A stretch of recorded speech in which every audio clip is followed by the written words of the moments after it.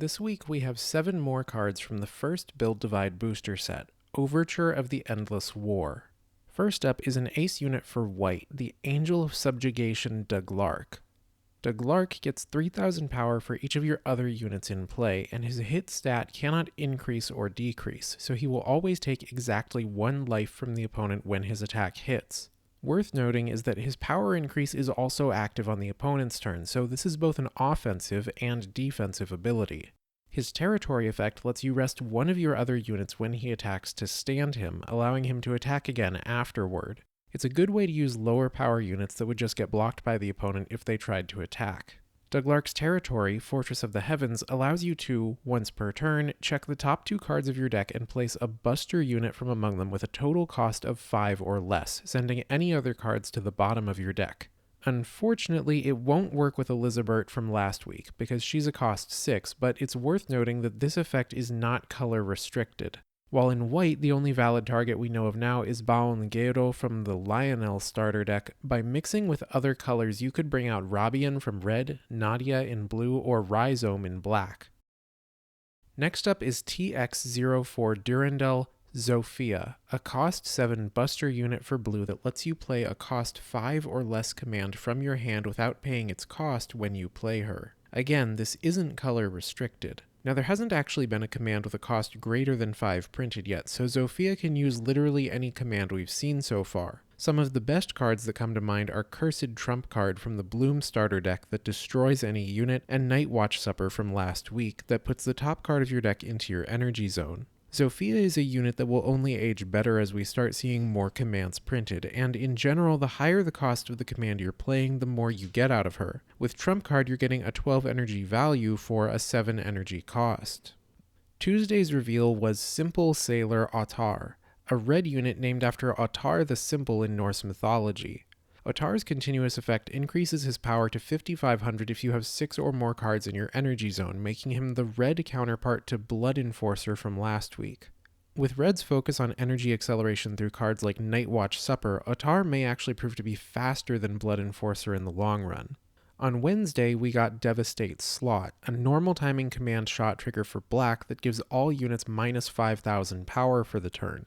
As a reminder, if a unit's power drops to 0 or less, it's destroyed by rule action, and being that this is only normal timing, you can't cast it on the opponent's turn. It's a good control card since it effectively mandates that every card on the field must have greater than 5000 power to survive the turn. Most cost 3 and lower cards will die immediately, unless they have an effect like Óttar or Blood Enforcer, and even then they can only survive this in the later stages of the game. Being that it is a shot trigger, it will activate for no cost when revealed from the life zone during battle, and the randomness of it potentially killing your own units will hurt, forcing you to use black's revival effects to get them back, but it is a slot machine, so that's totally in theme for what we've seen of black's focus on chance effects. Finally, we have the second ace unit for red and his accompanying territory. Imperial Wrath of the Raging Flames, Badratos, has a continuous effect that stops the opponent from targeting him with anything except the effects of shot triggers. His territory effect is an activated ability with normal timing that puts himself into the energy zone rested to play a unit with a total cost of 9 or less from the energy zone that does not have the abnormal attribute. Similar to how Bloom stops you from playing cards with her effect that have the taboo attribute, abnormal is an attribute found on Badratos himself that stops you from looping his effect. In essence, he just trades himself for another unit from your energy zone, bypassing its placement cost and letting you get something really big out. This gels well with putting high cost cards into the energy zone early game when you don't have the energy to play them. However, the 1-for-1 exchange is kind of underwhelming until you see his territory, the Jaws of the Fire Dragons. This territory's automatic effect shuffles your deck and puts the top card of it into your life zone whenever a cost 7 or greater unit is placed. So the ideal way to use this is to open the territory with Badratos, then use Badratos to swap a cost 7 or more into play, activating the territory's effect and gaining you a life. When we think about what kinds of cost 7 units we've seen, obviously there's Zofia from this week, but that wouldn't be optimal because Zofia's effect only activates when she's placed from hand. There is Dead Rook Liverwort from the Bloom starter deck, whose on-place would activate and debuff the opponent's entire field by 6,000, but curiously there were no cost 7s in the Lionel deck, so right now there's not much space to explore this effect. It seems that red skews towards playing a lot of higher cost cards, what dual masters in Magic would both term fatty creatures, while white is more of a classic white weenies type deck. Play lots of little stuff to power up Douglark.